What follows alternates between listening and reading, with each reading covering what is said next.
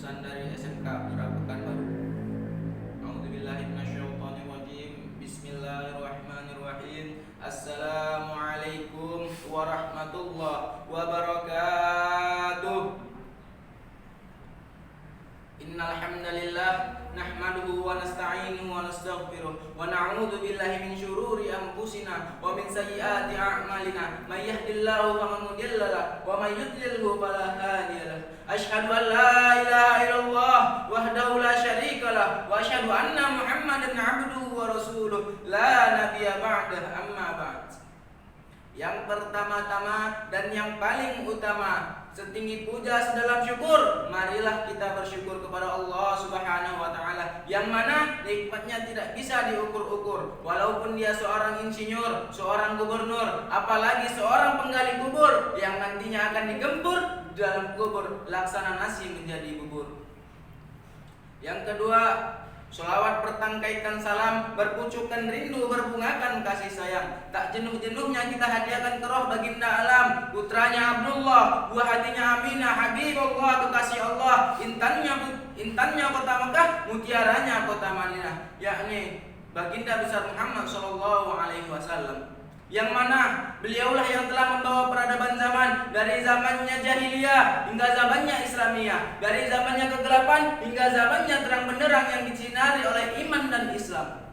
Beliau jugalah yang telah membawa peradaban zaman dari zamannya nenek-nenek duduk tak berdaya hingga zamannya nenek-nenek duduk naik Honda Ninja, dari zamannya orang-orang pada naik onta hingga zamannya orang-orang pada naik mobil Kijang Innova. Dengan itu wajar bin pantas kita hadiahkan sepucuk salawat untuk baginda Muhammad sallallahu alaihi wasallam yang ringan dalam lisan, pendek dalam tulisan, namun insya Allah berat dalam timbangan, yang berlafazkan Allahumma sholli ala sayyidina Muhammad wa ala ali sayyidina Muhammad. Yang saya hormati Dewan Juri beserta jajarannya, yang saya hormati Bapak, Ibu guru dan teman-teman seperjuangan. Tidak bisa dipungkiri bahwa pemuda adalah salah satu tombak pembangun bangsa. Pertama, lahirnya Budi Utomo yang mengubah pikiran rakyat bahwa kemerdekaan tidak hanya diraih dengan peperangan, kemerdekaan tidak hanya diraih dengan kekerasan, tetapi kemerdekaan dapat diraih dengan pikiran pemuda-pemuda yang berpendidikan, pikiran pemuda-pemuda yang sadar atas pentingnya hak asasi manusia. Maka pada masa itu pembentukan dilakukan dengan cara yang halus, seperti kritikan atas adanya perbudakan, imperialisme dan kolonialisme. Hadirin wal hadirat yang dirahmati Allah Subhanahu wa taala. Bukti nyata bahwa pemuda sangat berperan pada era reformasi ini adalah ketika terjadinya peristiwa Trisakti. Perjuangan para pemuda sanggup menumbangkan 32 tahun kediktatoran pemerintah masa Orde Baru. Maka di era yang direformasi ini kita hanya bisa menikmati perjuangan-perjuangan para pemuda yang telah lampau. Hadirin wal hadirat yang dirahmati Allah Subhanahu wa taala.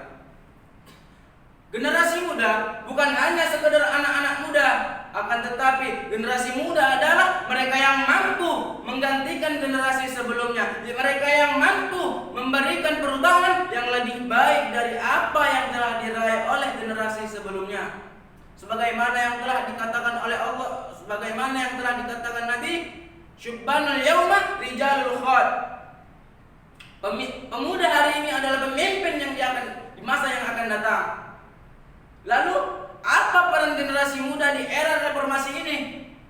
Yang diperlukan bukanlah taktik perang, yang diperlukan bukanlah otot dan tenaga yang dikeluarkan mati-matian, akan tetapi yang diperlukan adalah otak yang mengeluarkan ide dan gagasan serta sikap jujur dan pantang menyerah. Di era yang serba canggih sekarang ini, yang diperlukan adalah pendidikan yang berkualitas agar bangsa kita tidak tertinggal dengan bangsa-bangsa yang lain. Maka para pemudanya wajib rajin dalam hal belajar dan menemukan gagasan serta meneliti dan tidak ketinggalan dengan adanya zaman ini. Hadirin wal hadirat yang dirahmati Allah Subhanahu wa taala. Kita sebagai generasi muda harus menghilangkan rasa malas dan menggantinya dengan rasa ingin tahu.